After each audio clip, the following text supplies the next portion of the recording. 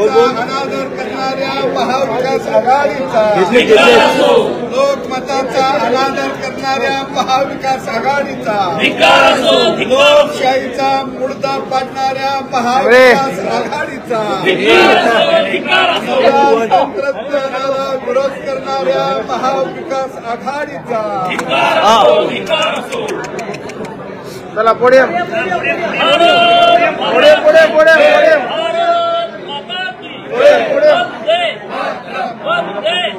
चाले ना बाहेर ते विरोध करणाऱ्या महाविकास आघाडीचा,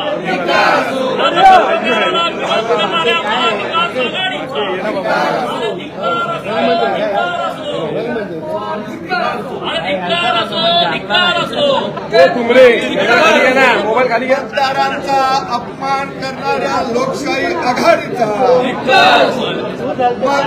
मतदारांचा अपमान करणाऱ्या महाविकास आघाडीचा, मोबाईल खाली करणाऱ्या महाविकास आघाडीचा, नव्या तंत्रज्ञानाला विरोध करणाऱ्या इंडी आघाडीचा. चला सर पोडियम सर पोडियम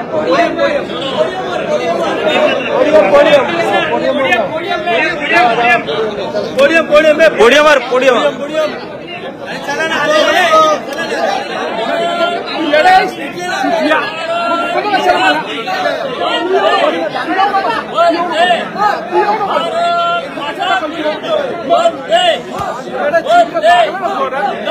विनोद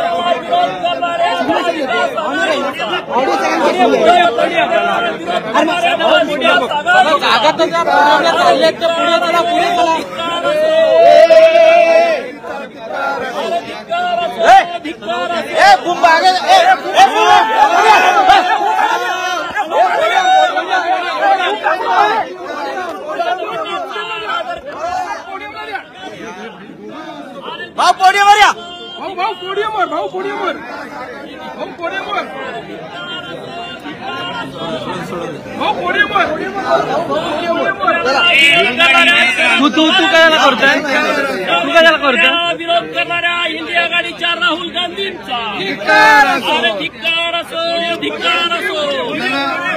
पोडियमवर बोला साहेब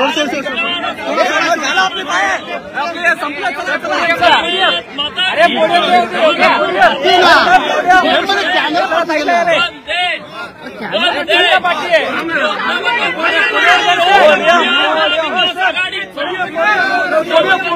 विरोध करणाऱ्या महाविकास आघाडीचा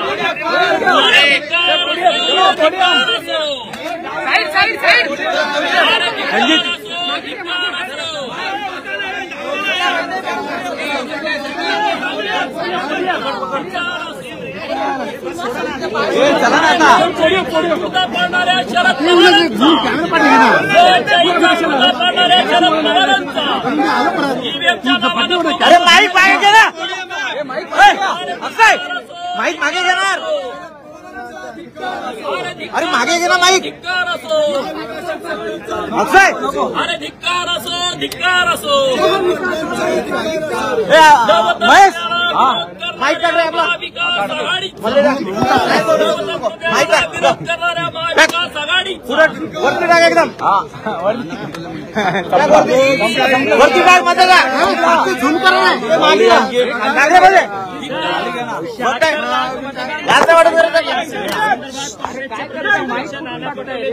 साहेब इथं बोलू नका गोपीचंद साहेब पडणा साहेब इथं बोलू नका आपल्या कानात किती ओढतोय पोडियमवर या पोडियमवर या podium podium podium podium podium podium podium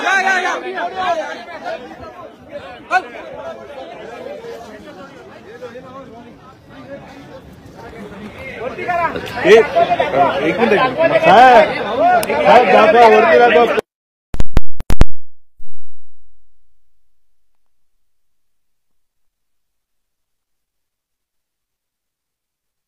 नाना बोलतायत की 76,000 मतं एका रात्री ईव्हीएम मध्ये आलेली आहेत. मला वाटतं नाना पटोले मान्यता नसलेल्या शाळेमध्ये पास झालेले असावेत. आणि त्यामुळं त्यांचा अभ्यास जरा कच्चा आहे कायद्याचा.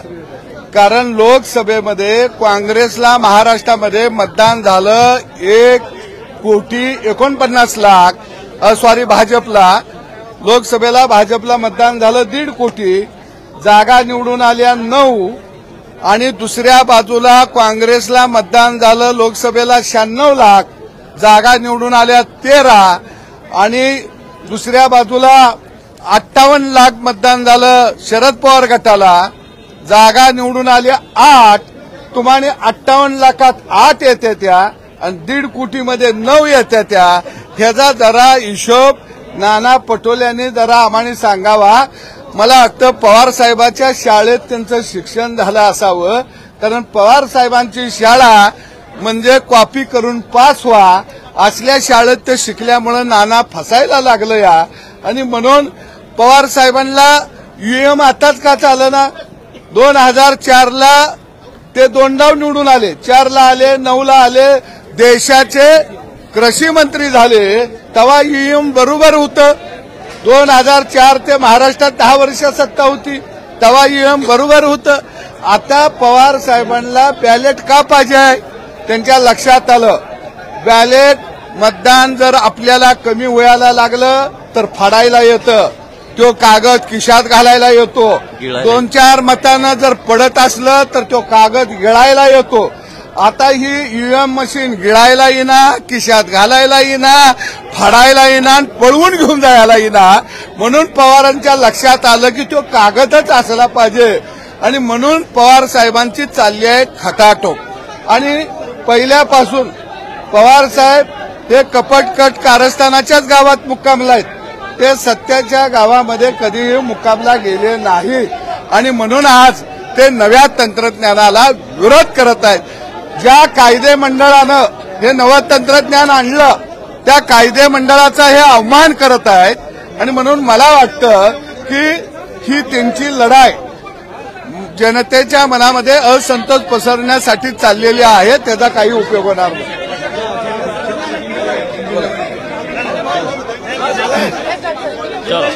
अरे मुख्यमंत्री चला बोला साहेब आले की साहेबांना घेऊन बोला.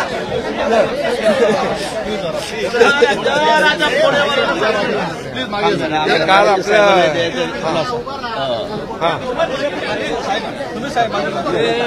हे असते रे बाबा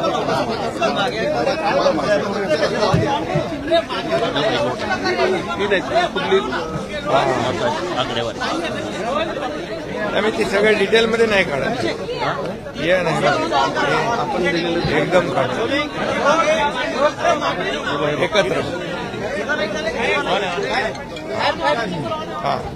विधानसभेच्या महायुतीला महाविजय मिळावा, मात्र हा महाविजय मिळवण्यावर विरोधक प्रश्न उपस्थित करतात. खास करून ईव्हीएम मशीनवरती सातत्याने प्रश्नचिन्ह उपस्थित केले जात आहेत. आगरवाडीमध्ये देखील त्याचबरोबर पवार साहेबांनी मतांच्या आकडेवारीवरून देखील टीका केलेली आहे तुमच्या पक्षावर. स्टॅटिस्टिक्स सांगितली आणि सांगितलं की एवढ्या मतदानामध्ये खरं म्हणजे यापूर्वीच झारखंडमध्ये पण देखील मतदान झालं, कर्नाटकमध्ये झालं, लोकसभेत झालं, आता प्रियांका गांधी देखील जिंकल्यात. म्हणजे जेव्हा आपण हरतो तेव्हा ईव्हीएम घोटाळा म्हणायचं आणि जेव्हा आपण जिंकतो तेव्हा मग ईव्हीएमची ऐवजी बॅलेट पेपरची मागणी कुणी करत नाही. हे खरं म्हणजे दुटप्पीपणा आहे. हे खरं म्हणजे विरोधी पक्षाकडे कुठलाही आता मुद्दा राहिलेला नाही आणि विरोधी पक्षाला या महाराष्ट्रातल्या जनतेने, मी म्हणालो होतो की विरोधी पक्षाला या महाराष्ट्रातली जनता 4 मुंड्यात चित करेल. आमच्या लाडक्या बहिणी, लाडके भाऊ, लाडके शेतकरी, लाडके ज्येष्ठ सर्व घटकांनी या राज्यातल्या विरोधी पक्षाला त्यांची जागा दाखवली. कारण घरी बसणाऱ्यांना लोक मतदान करत नाहीत, काम करणाऱ्यांना, फील्डवर उतरून काम करणाऱ्यांना लोक मतदान करतात.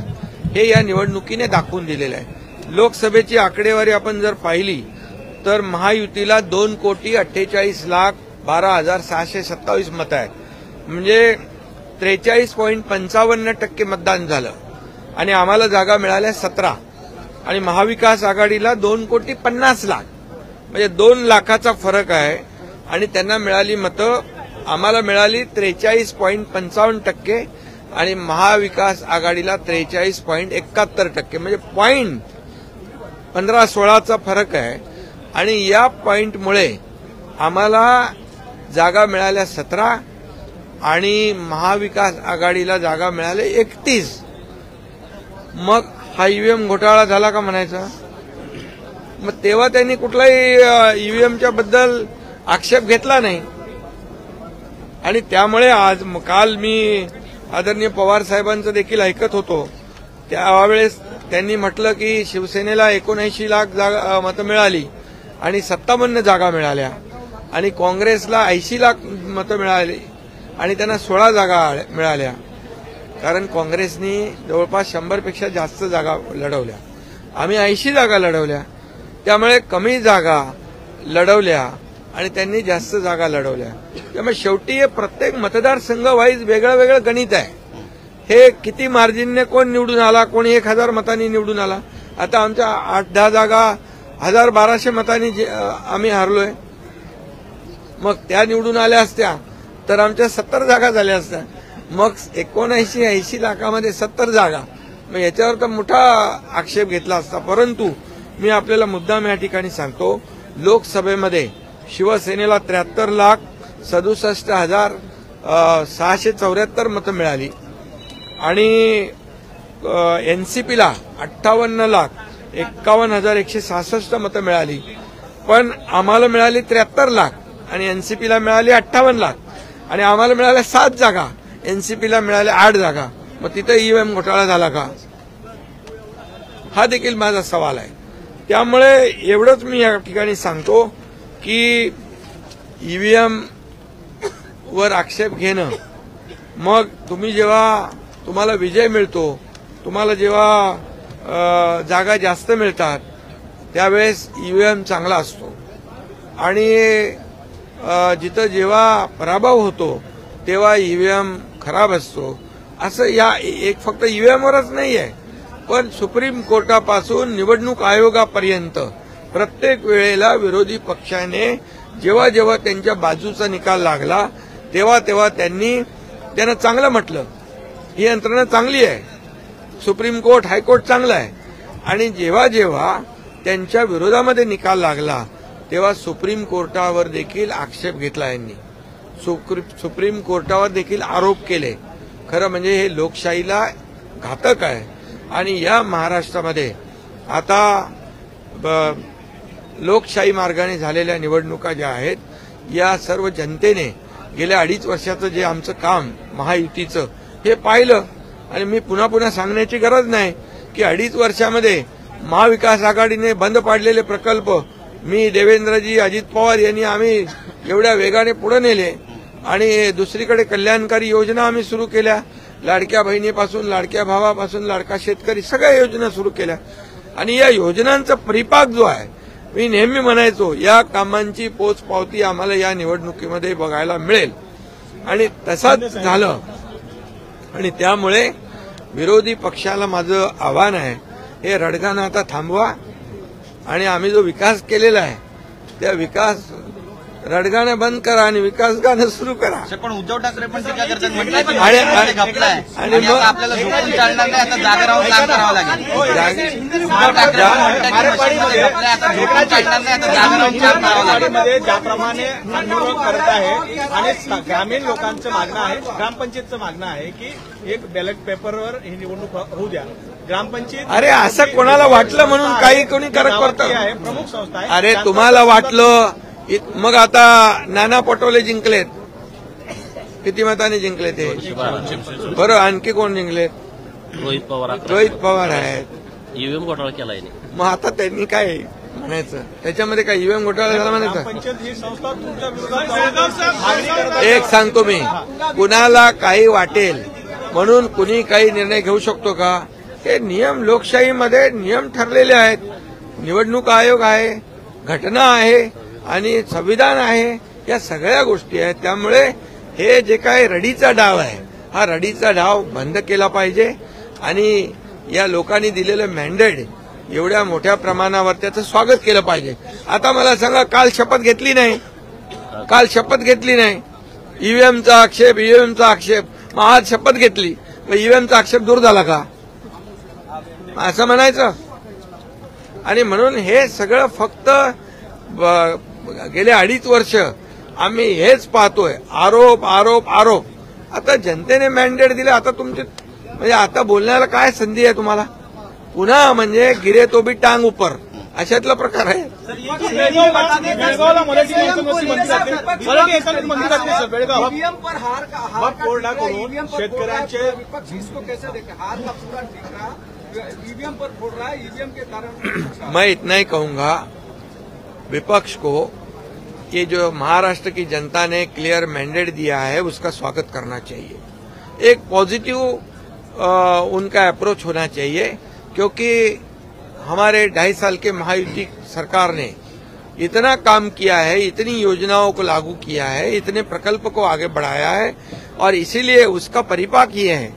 ये मैंने पहले ही कहा था, मैं देवेंद्र जी, अजीत दादा, हम हर सभा में यही कहते थे कि हमने जो 2.5 साल में इतना ऐतिहासिक काम किया है कि इसकी स्वर्ण अक्षरों में उसका लिखा जाएगा, सुनहरे अक्षरों में.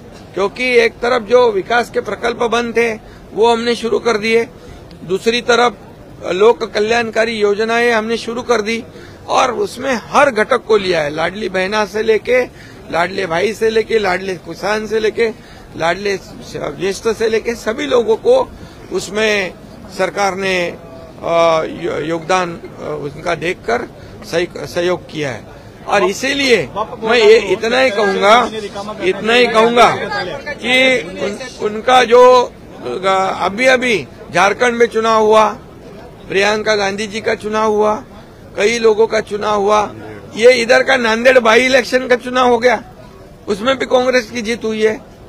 तो ये सब जब उनकी जीत होती है तो ये ईवीएम अच्छी है, उनकी जीत होती है, उनके बाजू से निकाल होता है तो इलेक्शन कमीशन के निर्णय अच्छे होते हैं, उनके बाजू से अगर फैसला होता है तो सुप्रीम कोर्ट अच्छा होता है. अगर सही फैसला सुनाने के बाद तुरंत वो एजेंसी, वो यंत्रणा गलत हो जाती है, गलत उसको साबित किया जाता है.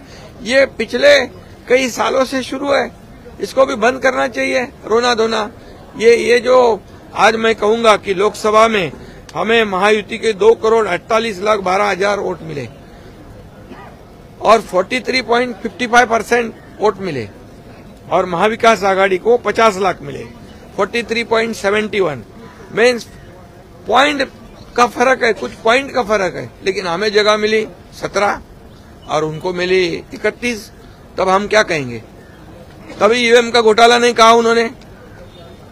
अभी हमारे को 77,000 मिले लोकसभा में शिवसेना को और एनसीपी को 58 लाख मिले सिर्फ, लेकिन उनके 8 सीट आ गए, हमारी 7 सीटें आई.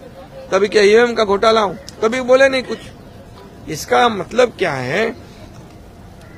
यहाँ पर अभी भी मैं कहूंगा कि महायुति को 49.30% वोट मिला है अभी विधानसभा में और इनको महाविकास आघाड़ी को, मतलब महायुति को 3,18,00,000, महाविकास आघाड़ी को 2,35,00,000. तो वोट कितने, 1 करोड़ का फर्क है. और ये ऐसा कोई भी नहीं कह सकता है, क्योंकि हर चुनाव क्षेत्र में हर कैंडिडेट को मार्जिन जो है कम ज्यादा मिलता है, तो इसको सभी एक ही तराजू में तौल नहीं सकते हम. इसलिए मैं यही कहूंगा कि अभी उन्होंने ये ईवीएम वाला जो मामला है, अभी बोले शिवसेना को इतने कम सीटें मिली 16 और हमें मिली 57. तो शिवसेना ने, कांग्रेस ने तो 100 के ऊपर लड़ी थी, हम तो 80 लड़े थे. तो ये भी बात है.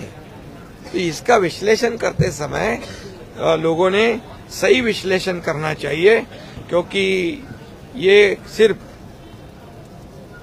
अभी नासिक में मालेगांव में 1,98,869 चुनाव वोट मिले लोकसभा में और 7,000 अभी विधानसभा में 7,527 उधर बीजेपी का कैंडिडेट नहीं। फिर ये क्या, किसने हैक कर दी मशीन? ये सब चुनाव हारने के बाद ये ऐसे बात करना उचित नहीं है। इससे लोगों के दिशाभूल करने का काम जो है वो कर रहे हैं। अभी वो कोई किधर, किसी को लगता है बैलेट में चुनाव ले लो, किसी को लगता है ईवीएम में ले लो, ऐसा नहीं होता है ना। ये संविधान की बात है। ये सभी जो काम निर्णय है वो नियम के अनुसार होते हैं। और इसलिए मैं इतना ही कहूंगा कि ये चुनाव हमने महायुति सरकार ने जीता है, ये काम के बलबूते पे जीता है। और लोगों ने जो मैंडेट दिया है, ये मैंडेट को वो विपक्ष ने स्वागत करना चाहिए और साथ देना चाहिए इस राज्य के विकास के लिए। अभी उन्होंने कल शपथ नहीं ली थी, बोले ईवीएम का घोटाला है, तो अभी आज शपथ ले ली, तो क्या ईवीएम का घोटाला क्या आक्षेप खत्म हो गया? एकनाथ जी, महायुतीचं सरकार जे आहे, महायुतीचं सरकार आहे, हे शेतकऱ्यांचं सरकार आहे असं तुम्ही म्हणून, महायुतीचं सरकार आहे असं म्हणून तुम्ही पुढे आले आहे. आता मात्र वक्फ बोर्डाकडून शेतकऱ्यांचे जमीन रिकामा करण्याचा आदेश देण्यात आले आहे. ये गांव हमारे हैं और इसको खाली कर दो. देखिए, नियम बाह्य कुठलंही काम होणार नाही. हे सरकार नियमाने चालणारं आहे, लोकशाही मार्गाने चालणार आहे, संविधानाच्या मार्गाने चालणार आहे. त्यामुळे कुठेही कुणावरही अन्याय होणार नाही.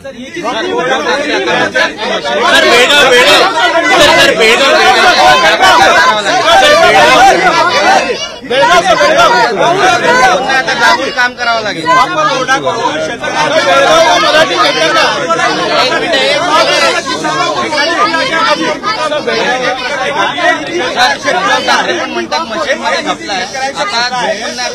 अरे बाबा, डोळ्यात तेल घालून काम करू दे, चांगलं आहे, काम केलंच पाहिजे.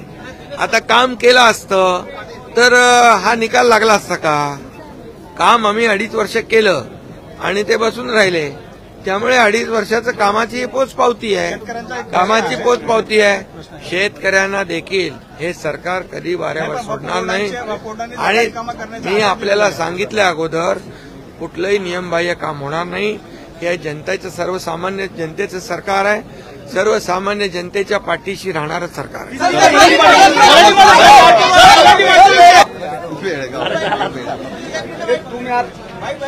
अरे झालं ना, आता काय विषय काय? आज सदाभाऊ खोत, मी विजय मालक देशमुख, नवतंत्रज्ञानाला विरोध करणाऱ्या महाविकास आघाडीचा आम्ही धिक्कार केलेला आहे.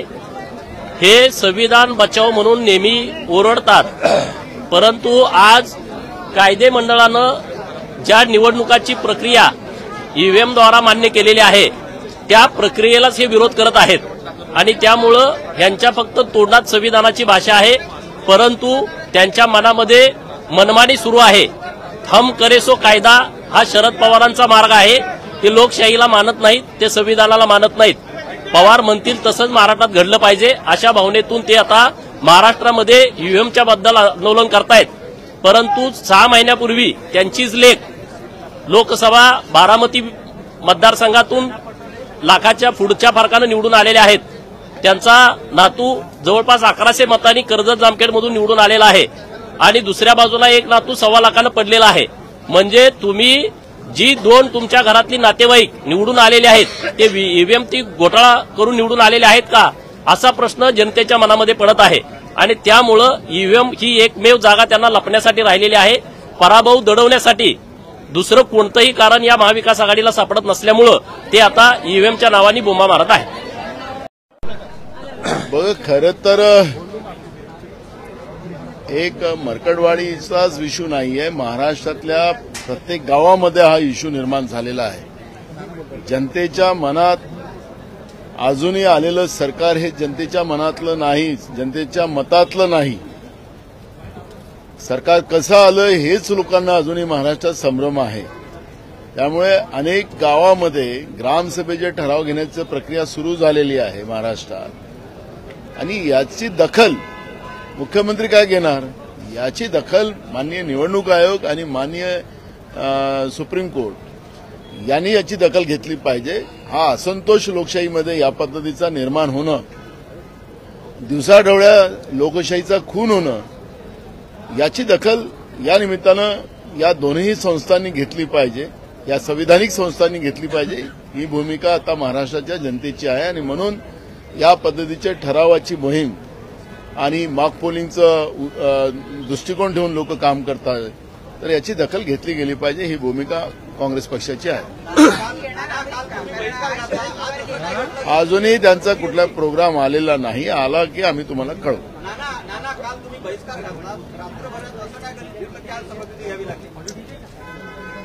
मला एक कळत नाही, प्रश्नच तुम्ही असा विचारला की त्या प्रश्नाचं तुम्हीच उत्तर दिलं पाहिजे असं मला वाटतं. कारण की मूळ प्रश्न असा आहे की आताच जो पहिला प्रश्न विचारला त्या प्रश्नावरच मी सांगतो की जनतेच्या भावना आहेत की हे जे सरकार आहे जनतेच्या मतातलं नाही. आमची मतं चोरली गेलेली आहेत. रात्री 76 लाख जे मतं वाढली तिथंच हा सगळा सगळी डाळ काळी झालेली आहे. त्यामुळे लोकांच्या भावना आहेत आणि जनभावना मांडणं त्याच्यासाठी हे सभागृह आहे. त्यानिमित्तानं हे विधानसभा आहे, त्यानिमित्तानं लोकसभा आहे आणि त्या दृष्टिकोनातून जनभावना मांडण्याचं काम आम्ही काल केलेलं आहे. आम्ही निवडून आलेले आमदार आहोत. आता विधानसभेतही ही लढाई आम्ही लढू आणि रस्त्यावरची लढाई लढू. त्यामुळे आज जो काही प्रोग्राम होता त्या आधारावर आज आम्ही सगळ्या आमदारांनी शपथ घेतलेली आहे. नाना जिस तरीके से मरकड़वाली में वहां पर एक तय किया गया कि हम प्रस्ताव पारित करके और लोग चुनाव आयोग को भेजेंगे, इससे क्या आपको लगता है कि चेंजेस होगा जिस तरीके से? बिल्कुल आखिरी मेरा वोट वो मेरा अधिकार है. वोट मारने के बाद हमारा कोई अधिकार ही नहीं बचता है. आज किसान दिल्ली की सीमाओं पे अपने अधिकार की मांग लेके आए. केंद्रीय कृषि मंत्री कहते हैं कि हम एमएसपी का कानून नहीं बनाए. किसानों की मांग है कि सरकार ने एमएसपी का कानून बनाना चाहिए. ये जनभावना है. सरकार ने जनभावना का आदर करना चाहिए. देश में बेरोजगारी बड़े पैमाने में बढ़ी है. बेरोजगारों ने मोर्चा निकाला, उनको भी लाठियों से मारा गया. किसानों को गोलीबारी की गई, उनको भी लाठी से मारा गया. तो एक वोट मारने के बाद उनका अधिकार ही बचता नहीं. तो मेरा वोट सही सलामत है या नहीं है, और मेरा वोट मैं जिसको वोट मारता हूं, जिस विचारधारा को मार रहा हूं, वो उसी को जा रहा कि नहीं, ये शंका अगर मन में आती है तो यही मेरा व्यक्ति स्वतंत्र के ऊपर मेरा उसका वायलेशन हो रहा है. और इसलिए जनता की ये भूमिका है कि हमारा वोट अब बैलेट पे होना चाहिए, मशीन में नहीं होना चाहिए. ये जनता की भावना है और वही भावना को लेके मरकड़वाड़ी में जिस तरह से लोगों ने मॉक पोलिंग करने की भूमिका ली, खुद का कंट्रीब्यूशन वहां के लोगों ने किया, लेकिन चुनाव आयोग और राज्य की सरकार ने पुलिस के दबाव के आधार पर उनके बूथ कैप्चरिंग कर लिया, उनके ऊपर गुन्हे दाखिल कर लिया. आखिर तुम लोगों के अधिकार का हनन कैसे कर सकते हो?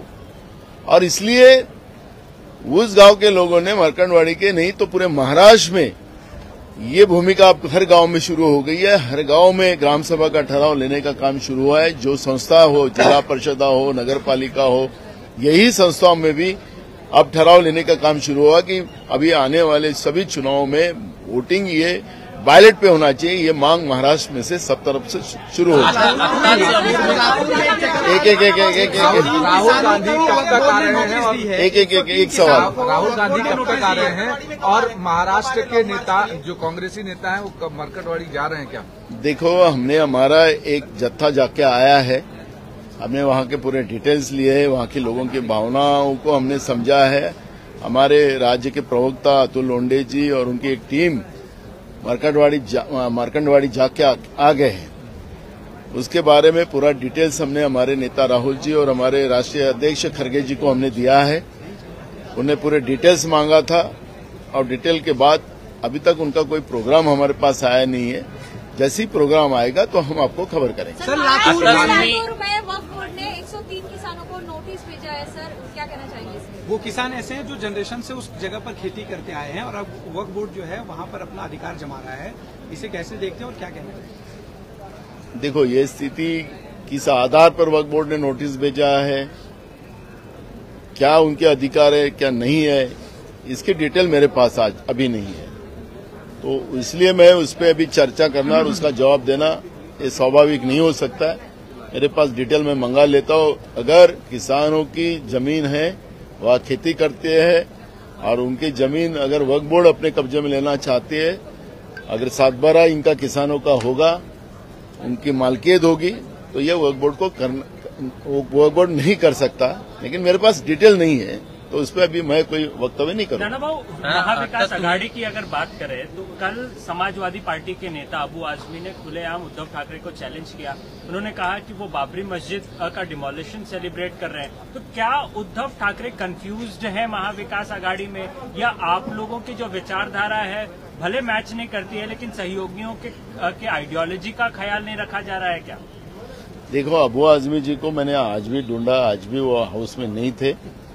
अगर वो मुझे आज मिलते तो मैं उनसे बात करके दोनों हम लोग आपके सामने आते, लेकिन मेरे से उनसे बात नहीं हुई। मैं कल भी आपको बोला था की हम उनसे बैठ के बात करेंगे और बाद में आपसे चर्चा करेंगे। नाना, आता मुख्यमंत्र्यांची देखील तुम्ही भेट घेतलेली आहे, एकूणच काय नेमकी चर्चा झाली आहे? विरोधी पक्षांसंदर्भात काही मागणी होते आहे महाविकास? आज विधानसभा अध्यक्षाचं फॉर्म भरायची आखरी वेळ होती 12 वाजता। आम्ही 11:30 वाजता माननीय मुख्यमंत्र्यांना भेटलो। आमचं महाविकास आघाडीचं एक डेलिगेशन आम्ही त्या ठिकाणी होतो। महाराष्ट्रामध्ये परंपरा राहिलेली आहे की विधानसभेचं अध्यक्षपद हे निर्विरोध निवडून आलं पाहिजे आणि ती परंपरा कायम राहावी, या दृष्टिकोनातून आम्ही त्यांना भेटलो आणि त्यांच्याशी चर्चा केली। नाना, आप अपोजिशन ने क्या बातचीत की है? क्या डिप्टी स्पीकर और अपोजिशन लीडर के तौर पर विपक्ष का आदमी होना चाहिए? क्या सीएम से इस बारे में या सरकार के नेताओं के साथ बात हुई है क्या? देखो, हमने बात रखी है कि जो महाराष्ट्र की विधिमंडल के कामकाज की जो परंपरा रही है आज तक, वो परंपराएं हमेशा बनी रहे। हमारे वैचारिक कितने भी मतभेद हो, लेकिन संस्था ये जो होती है, ये संस्थाओं का ये व्यवस्था ये चलती रहती है और ये परंपराएं चलती रहना चाहिए। और इसलिए अपोजिशन के पास डिप्टी स्पीकर का ये पोस्ट होना चाहिए। अपोजिशन लीडर की जो अभी कानूनन जो प्रॉब्लम हुआ है उसको कैसे ये कर अपोजिशन लीडर कैसा बनाया जाए, उसके ऊपर चर्चा शुरू है। तो मुझे लगता है कि हमने दोनों बात रखी है उनके पास। मुझे लगता है कि उन्हें सकारात्मक जवाब दिया है और ये परंपरा है वो कायम रखेंगे, ऐसा हमारा विश्वास है। बांग्लादेश में हिंदुओं के मंदिर जल रहे हैं, घर जल रहे हैं, मंदिर जो तोड़े जा रहे हैं उसको चल रहे हैं, ये गलत हो रहा है और इसका कोई समर्थन नहीं करेगा। लेकिन देश में मणिपुर और ये कई देश राज्यों में जिस तरह से तबाही चल रही है, इंसानियत खत्म हो रही है, ये भी उतनी ही महत्व की है और इसके तरफ भी देश की सरकार ने ध्यान देना चाहिए। ये मांग कांग्रेस पार्टी करती है। नाना भाव, आप विपक्ष के बहुत बड़े नेता हैं। एक सवाल काफी अहम हो जाता है, चुनाव बहुत सारे नेता आपके हार गए, चाहे कांग्रेस हो, शिवसेना हो या आपके जो सहयोगी अन्य दल हैं। आप लोग क्या मार्कटवाड़ी के किसानों के या मार्कटवाड़ी गांव के भरोसे बैठे हैं? आप अगले दिन जाकर के आप लोगों ने आंदोलन क्यों नहीं किया? क्यों आप लोग राहुल गांधी का इंतजार कर रहे हैं कि राहुल गांधी आएंगे तो हम आंदोलन करेंगे? क्या अगर आप लोगों को शक था तो उसी रात आप लोग सड़क पर क्यों नहीं उतरे या अगले दिन क्यों नहीं उतरे? क्या आप लोगों को किसी से डर था क्या कि अपनी ही सीटों को लेकर के आप सड़क पर नहीं उतरे? महाराष्ट्र की जनता विपक्ष पर विश्वास कैसे करेगी? मुझे आपके सवाल का पे ही मेरा ताजुब है कि आप सवाल ही ऐसे कर रहे कि उसका जवाब क्या दे। आपको याद ही नहीं होगा और आपकी मीडिया दिखाती नहीं होगी। हर जिले में ईवीएम मशीन के बारे में आंदोलन महाविकास आघाड़ी ने हर जिले में किया है। नहीं है तो आपके पास हम पूरी पेपर नोट हम भेजते हैं, वो भेजते हैं। अगर आपके पास नहीं है तो मैं आपको और भेज देता हूँ। चाहिए पेपर तो मीडिया ने नहीं दिखाया होगा तो हमारा गलती नहीं है, मीडिया का काम था। रहा दूसरा इशू, हमने सवाल खड़ा किया दूसरे दिन कि जो वोटिंग परसेंटेज बढ़ा है 5 बजे के बाद, 76 लाख वोटिंग जो बढ़ी है, इसके ऊपर हमने तुरंत ऑब्जेक्शन लिया हम चुनाव आयोग, केंद्रीय चुनाव आयोग के पास कंप्लेंट की, राज्य के की। आपको ही सवाल करता हूं कि परंपरा रही है कि चुनाव जिस दिन होता है उसी रात को या दूसरे दिन सुबह चुनाव आयोग ने प्रेस लेना चाहिए और सभी स्थिति को अवगत करना चाहिए। ये चुनाव आयोग की जवाबदारी रही है। मैं आपको सवाल करता हूं, चुनाव आयोग ने लिया आपसे प्रेस कॉन्फ्रेंस किया? नहीं अभी तक। तो फिर क्यों नहीं लिया? तो क्यों नहीं आपने दिखाया, क्यों नहीं बात की उनसे? वो परंपरा है क्यों तोड़ी गई? आपको पता है डाटा गायब कर डाला। अभी हमारे पास स्क्रीनशॉट है उसके पास, उनकी जो पहले वाली जो डाटा डाला है। अभी तुम देखो उनके इसमें उन्हें सब डाटा गायब कर दिया। क्यों छुपा रहे हो? हमने तो सवाल खड़े किए थे, सवाल हमने खड़े किए, लेकिन आप दिखाने में कम पड़ रहे हो तो हम क्या करें उसके लिए? और हम लोग जब लोकतंत्र की बात करते हैं तो पाकिस्तान हो, श्रीलंका हो, इसमें कि लोकतंत्र की व्यवस्था खत्म हो रही है। अब आज आपने टाइम्स ऑफ इंडिया देख लो, हिंदू पेपर जो राष्ट्रीय बड़े बड़े पेपर जो है, सभी पेपर ने पाकिस्तान के बारे में और देश में जो अभी लोकतंत्र चल रहा है, जैसे वहां का लोकतंत्र खतरे में है वैसे अब हिंदुस्तान का लोकतंत्र खतरे में है। इस तरह का आर्टिकल हिंदू ने भी लिखा है, टाइम्स ऑफ इंडिया ने भी लिखा है, सभी बड़ी बड़ी पेपर्स में आज के इसमें आपको बड़े बड़े आर्टिकल देखने मिल रहे हैं। हम ही नहीं तो पूरे विश्व देश के लोकतंत्र के ऊपर सबकी नजर है। पाकिस्तान जैसा देश लोकतांत्रिक व्यवस्था में खत्म हुआ, हिंदुस्तान खत्म होते जा रहा है। वही बात आज हिंदू ने लिखी है, वही बात आज टाइम्स ऑफ इंडिया ने लिखी है। तो हमारा अकेले का कहना नहीं, हम हमारे इससे आपको पता होगा कि उत्तर प्रदेश की सरकार ने अब मोर्चा निकालने का भी बैन कर दिया। उत्तर प्रदेश की सरकार ने, क्या ये लोकतंत्र में सही है? हमारी बात रखना है और हमें मोर्चा निकालना है, उसके लिए गवर्नमेंट बैन कर सकती है? ये बड़े इश्यू है। इसलिए अपोजिशन के एग्जाम लेने से हम चौथा स्तंभ की भी जो जवाबदारियां है, वो चौथा स्तंभ की भी जवाबदारी को हम लोगों ने निभाना है। हम लोग हमारे तंग से कर रहे हैं। हमारा हर जिले में हमने जो वोटिंग जो हुई है उसके बारे में हम लोगों ने सब जगह आंदोलन किया है। हमारी चल रही है। मैं खुद चुनाव आयोग के पास, केंद्रीय चुनाव आयोग के पास मैं खुद डेलीगेशन में गया था। हमारी पूरी कोशिश चल रही है लोकतंत्र बचाने की। नाना, विरोधी पक्ष नेत्यासंदर्भात काही बोलणं झालं आहे का तुमचं मुख्यमंत्र्यांनी? ममता बनर्जी इंडिया अलायंस को आगे लेके जाएंगे ऐसी मांग उठ रही है, कहीं ना होगा। अभी राष्ट्रीय लेवल पे की चर्चा है, वो हमारे स्टेट लेवल की चर्चा नहीं है, तो वो लेवल मुख्यमंत्र्यांशी तुमचं जे बोलणं झालं, विरोधी पक्ष नेत्यासंदर्भात काही बोलणं झालंय त्या संदर्भात? महाराष्ट्रातल्या परंपरा राहिलेल्या आहेत त्याप्रमाणेच विधानसभेचं कामकाज व्हावं, त्या पद्धतीचं अपोजिशन आणि सत्ता पक्ष या पद्धतीच्या व्यवस्था बनून राहिल्या पाहिजेत. म्हणून विधानसभा अध्यक्षपद हे बिनविरोध व्हावं ही आपली परंपरा राहिलेली आहे. त्याच्यामुळे त्या परंपरेप्रमाणे फॉर्म पण आम्ही भरायचा नाही असं ठरलेलं होतं आणि त्याच्यामुळे आम्ही आज फॉर्म भरलेला नाही. माननीय मुख्यमंत्री महोदयांना आम्ही सांगितलं की विरोधी पक्ष नेता याबद्दलची पण एक व्यवस्था या ठिकाणी असली पाहिजे. उदाहरणार्थ आम्ही त्यांना सांगितलं की दिल्ली याच्यामध्ये 3 आमदार होते भाजपचे, तरी त्या ठिकाणी आपने विरोधी पक्ष नेता बीजेपीचा तयार केलेला होता आणि विधानसभेचं उपाध्यक्षाचं पद हे विरोधी पक्षाकडे असतं. त्यामुळे या दोन्ही जागा विरोधी पक्षाकडे मिळाव्यात अशी भूमिका आम्ही त्यांच्यासमोर मांडली आणि त्यांनी सकारात्मक उत्तर दिलेलं आहे. त्यामुळे उद्या होणाऱ्या विधानसभा अध्यक्षाची निवडणूक ही बिनविरोध होणार.